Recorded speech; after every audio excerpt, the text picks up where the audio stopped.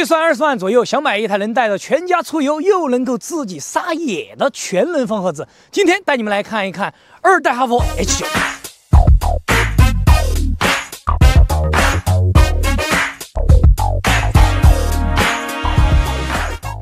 其實一說到哈弗 H9這個車型啊，我個人還是對它非常有情懷的，因為畢竟呢，哈弗 H9當時一出來之後啊，對於在整個的硬派越野 SUV 的領域上邊，對吧，去打破了像以往被合資車呀或者說進口車型去壟斷掉的這些局面。所以說呢，作為哈弗 H9它的一個越野能力，我相信是大家去非常熟知的，對吧？那來到2代哈弗 H9之後啊，你會發現就是它整體的外觀呢，會更加的符合時下咱們年輕人對於這種硬派越野車的一些審美，對吧？那非常硬朗的一個方盒子，那看起來方方正正的。我就從整個前臉去看啊，它是非常的氣派的，那整體的氣場呢也非常的足。同時呢，相比於以前的 H9來講呢，我覺得它更多的就像是去有瘦身或者是去有健身過一樣。所以說整體呢，它能帶給我的一個外觀，我覺得是非常符合咱们当下年輕人的一個審美的。那除此之外呢，你看。整個的中網呢是去做了一些鍍鉻的處理啊。那如果說你不太喜歡這種布靈布靈的一些感覺呢，你就直接給它去做一個黑化就好了。那我覺得那個的話呢，會更加的去符合到年輕人可能追求一些運動的一個屬性，對吧？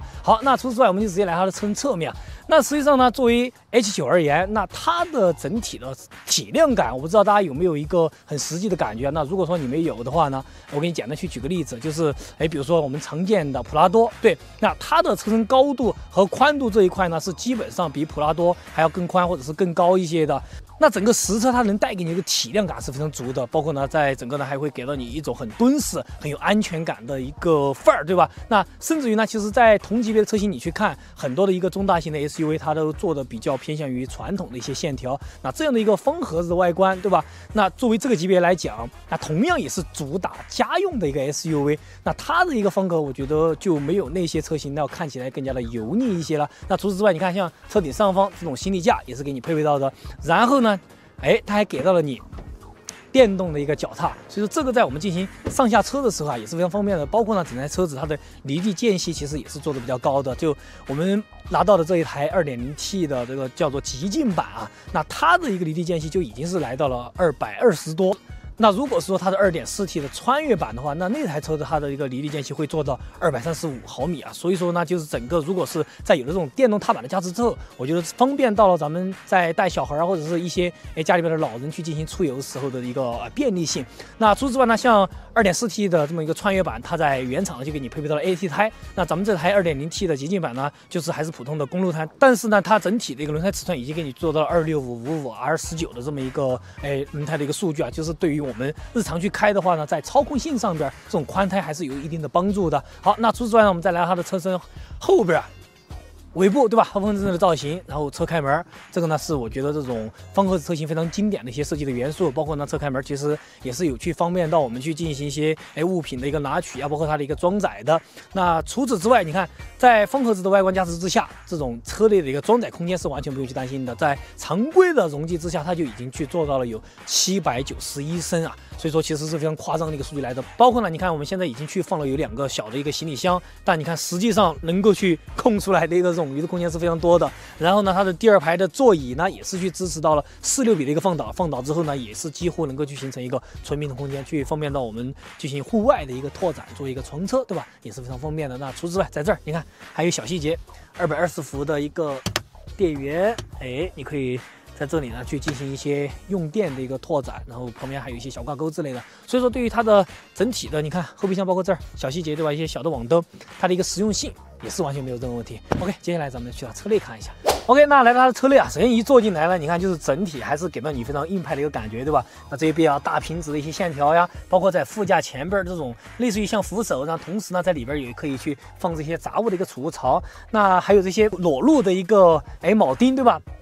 在這些細節，它都無不在告訴着你，它是一個非常硬派的 SUV。但是你不要忘了，就作為2代哈弗 H9而言呢，它還會有更多的一些家用的屬性來的。那比如說呢，你看這種寬大的一個座椅，就是你坐上來之後，你會覺得哇，就非常的舒服，对吧？其實以往呢，在很多的一些硬派 SUV 上邊呢，就它的一個座椅的配置呢，我覺得是相對來講會比較低一些的。那你看，像這台車，除了一個寬大舒服的一個造型之外，對吧？還有座椅的通風、加熱、按摩是通通都給到你，包括它的第二排呢，也有它的一個通風和加熱的功能去給到你使用。所以說，作為你家用而言，在座椅的配置這一塊呢，是絕對去滿足到的。那除此之外呢，你看在扶手箱，非常的寬大，對吧？但是呢，這台車它是沒有去給你配備到冰箱的，沒有關係，因為呢，在它的這個扶手箱裡邊啊，是有一個小的機關。那通過這個機關呢，你給它打開之後，它可以在你進行整個車子裡邊開暖風的時候呢，它可以把暖風往這個扶手箱裡邊去進行一些吹啊，或者是說進行一個互通，對吧？那在夏天的時候呢，你一樣的去開冷空調的時候，制冷的時候呢，你可以去把你的一些冷飲去放到裡邊。我覺得雖然說不能夠去起到非常大的一個制冷的一個效果吧，但是呢，去維持它的一個溫度，對吧？或者是說去喝一些小的冷飲啊，或者是說在我們像現在這種冬天的時候，那你在開起來之後，一些長途的這麼一個穿越或者是自駕遊的過程之中，對吧？能夠去喝到一些比較暖飲，我覺得也是非常舒服的一件事情，对吧？那再一個呢，就是說到這個大尺寸的液晶屏了，那尺寸很大。那整體它用起來的一個流暢度還是非常不錯的，包括你看它也是去支持到了像 CarLink 以及華為的 HiCar 等等這些手車的一個互聯，所以說你只要一上車呢，對你手機對吧進行一個和車機的一個互聯，去進行一個無縫的銜接，那這一點對於咱們年輕人來說，我覺得也是非常重要的，對吧？就是很喜歡這種無感的，我一上車對吧，我的手機和車機就能夠去進行一個切換，那這一點也非常不錯。那除此之外，像這些娛樂的一個 APP， 像什麼騰訊視頻呀、酷我音樂啊，這些都是通通去給你搭載到的。所以說，對你日常來用的話，這些娛樂化的一個配置呢，也是可以給到的。那就我個人而言，我是覺得就是其實你看現在這些，哪怕是說像這台車对吧 2.0T 的一個純燃油版本，它的一些車機，然後整体給到你的一些內飾氛圍和以往比較傳統的一些硬派的这種複合車型而言，已經是有了非常劃時代的一個區別了，就真的就像是目前很多的新勢力的車型，或者是說叫做新能源的車型，它的一個很前沿的一個做法，對吧？然後在細節上面還是有幾個點跟大家去提一下。你看，現在這兒呢有很多的一個實體按鍵，對吧？雖然說剛跟大家去說到了是跟現在很多新勢力車型的做法很相像，但是還是去給你保留了很多的實體按鍵，去方便到你進行空調的一個使用啊。它的包括你看像模式的一個切換，都是進行一個旋鈕的這麼一個設計的。你在日常去用，我覺得用起來還是非常便利的。然後呢，你看像一些儲物的空間，在它的中控台的下方有一個小的儲物盒，然後就是在門板上邊，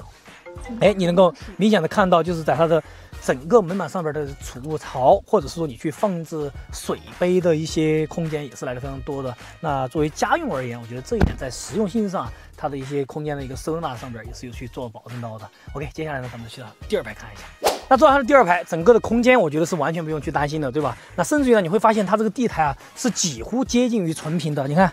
那我覺得一個成年人坐在它的這樣的一個第二排的中間，那也是一點沒有任何問題，對吧？然後包括它的軸距也是給到了2800多，所以對於這樣的一個方盒子造型而言，本身呢腿部空間足夠。你看在頭部空間，哪怕我坐在中間這個位置，也是有差不多有1拳的樣子，就是你整體的這種開揚感呀，或者這種空間的一個舒適感，它也是去給你做到一個保證的。然後座椅的靠背，對吧？非常的躺。在中间這個扶手一放，那坐在這裡呢，你也有一個非常舒服的坐姿。那這一點的話，我覺得作為長途自駕遊來說啊，家裡邊的人去乘坐起來也是比較舒適的。然後呢，在座椅配置上面，你看在這兒，它還可以支持到這個老板鍵的使用啊。然後右後方的朋友如果要去調整一些自己比較舒服的一個坐姿的話呢，也會來得更加的爽，對吧？然後頭頂上方這種傳統的一個遮陽簾，而且呢，它的這個天窗是支持到可以去進行一個開閉的。那如果是說在跑長途的時候，車裡邊有那種所謂的一些可能比較偏向於暈車的一個朋友呢，你給他透透氣啥的，也是非常舒適的一件事情，對吧 ？OK， 那接下來呢，咱們就把它重點開起來，跟大家聊一聊它在動態駕駛方面的一個感受到底是怎麼樣的。二代的哈弗 H9，首先呢，你一坐上來之後，你會明顯的感覺到，就它的整體的坐姿是来的非常的高的。你看我的手呢，幾乎是可以去枕着這樣一個穿洋框，對吧？而且呢，很自然的這個坐姿。那就是給到你一種開車呢，特別是在跑長途的時候啊，有一種很惬意、很舒服的一個感覺。那再加上呢，本来這台車子它也有給到 L2 級的智能輔助駕駛，對吧？所以說在跑長途的時候呢，也能夠一定程度的去減輕你的一些駕駛的一個疲勞感。好，那除此之外呢，就是在整個的動態駕駛層面，我覺得底盤質感這一塊也是有值得跟大家去聊一下的。因為以往呢，在這種傳統的這種方盒子 SUV 啊，就是很多的一個固有印象。就是整个車子會不會很晃呀，對吧？它的一個傳感會不會很重？那哈弗 H9是完全沒有這樣的一個問題的。就是你開起來之後，你看，包括我們現在去過一個彎，哎，做一個小小的變道，對吧？你能明顯的感覺到，就是它的整個車身姿態啊是支得非常的住的。那甚至於你看這樣跟大家去晃一下的方向盤，對吧？整體這種傳感是來的非常的少的，就是這樣一來，我覺得，特別是說，你看現在它也是有去主打家用的這麼一個屬性嘛，對吧？在家人乘坐的時候，能夠盡可能的去減少這種晃動呀。然後特別是你看現在過一些井蓋，對吧？或者是溝溝坎坎的時候，這些很韌勁的就給你去過濾掉了。在這樣的一個情況之下，家人乘坐起來這種舒適感也是有非常大的一個提升的，就不會說像做的特別軟的一些中大型 SUV， 對吧？它可能會造成你在這種乘坐的時候一個暈車的一些現象，所以這一點我覺得是對於家人乘坐舒適性它的一個保障。那再一個呢，就是作為整台車子它的動力結構上面呢，那這台車的話呢，也是有 2.0T 和 2.4T 的柴油版本去做一個選擇啊。說實話，我個人是建議，如果說預算充足的話，咱們就直接去上到 2.4T 的那個柴油版本。哎，2.4T 的這個穿越版，它其實相比於咱們這 2.0T 的極盡版，其實也就貴了2萬多3萬塊錢的樣子吧。但是呢，作為穿越版而言，它能夠去多出來很多東西了。就比如說，首先在這個越野方面，那它能夠給到你真正的3把鎖的配置。那如果是 2.0T 的這種極盡版呢，它就是2把鎖了，對吧？那真正的3把鎖，在你去進行一些戶外越野的時候，能夠帶來非常大的一個底氣或者是硬實力的一個幫助。那比如說，你看，其實現在我們在跑一個川藏線，雖然說路況是非常不錯，但如果是說你想要去看一些，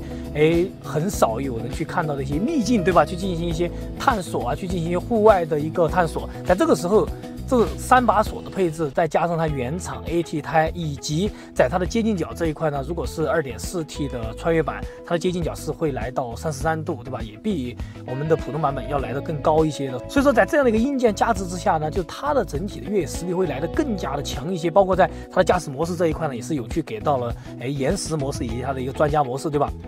那相對於我們的一些越野小白來說，也能夠玩得非常盡興的。然後呢，再加上這台車它本身的一個涉水深度就能夠去給你做到80公分，對吧？去滿足到我們一般或者是80%-90%的一個涉水的路況去進行行駛的話，對於它而言呢，我相信也是沒有任何問題的。所以說，這是在它的越野能力方面，我個人是建議，如果說你真的就是想要自己玩得高興、玩得盡興的話呢，就直接去上到 2.4T 的柴油的穿越版本。那包括在這個版本之下，你的續航能力也是有着非常明顯的提升的，雙油箱能夠做到130多升的一個容量，你能夠續航超過1400公里啊！哇，真的是非常誇張的。你要知道，一台純燃油車超過1400公里的續航是非常罕見的，所以這是在 2.4T 穿越版它的一些優勢吧。那對，其實相比於汽油而言啊，柴油版本在它的低扭上邊也會來得更加的充足一些，在我們城市裡邊走走停停那個路況，對吧？你低速去進行一些超車的時候，也會來得更加的輕鬆。當然呢，2.0T 的這個汽油版本，如果是說你只是在喜歡這種方盒子的外觀，對吧？我喜歡這種硬派 SUV 的一個方格，在這樣的基礎之下，你去選擇 2.0T 的汽油版本，在城區裡邊來開，那你日常開起來也是非常輕鬆的。那除此之外呢，就在一些細節方面呢，你看，即便是說在 2.0T 的這種極盡版啊，它也是去配備到了很多這些我們在日常去用也是非常冗餘的一些配置，比如說像什麼坦克掉頭呀，對吧？然後以及它的一個市區的一些切換，包括它的後橋差速鎖等等等等。那這些其實在你日常去用，去跑一些國道呀，我們的一些比較常見的，或者說80%的一些輕越野的路段，或者是中度越野的路段，對於它而言，其實也是能夠去勝任到的。所以說，就整個的動態體驗下來，我覺得有個明顯的感受，就是幫他去簡單總結一下，就是真的是可乘可野，就在城區裡邊代步呢，你也能夠很舒服的去開。而如果是說你要去在戶外進行一些小野的時候，它也能夠去完全的滿足到你啊。那目前啊，2代的哈弗 H9，它的限時權益價已經來到了17萬多啊！哇，你真的很難想象，17.49萬起能夠去買到這麼大一個中大型的方盒子 SUV， 同時你不要忘了，它還有不錯的越野能力以及大空間帶來的這種家用舒適性啊！那這樣一台車呢，真的就像是一個全能選手一樣。那如果說你正在考慮一台自己開得爽又能夠野得爽，同時能讓家人也有個愜意的舒適旅途的車型呢，2代哈弗 H9我覺得是一個非常不錯的選擇。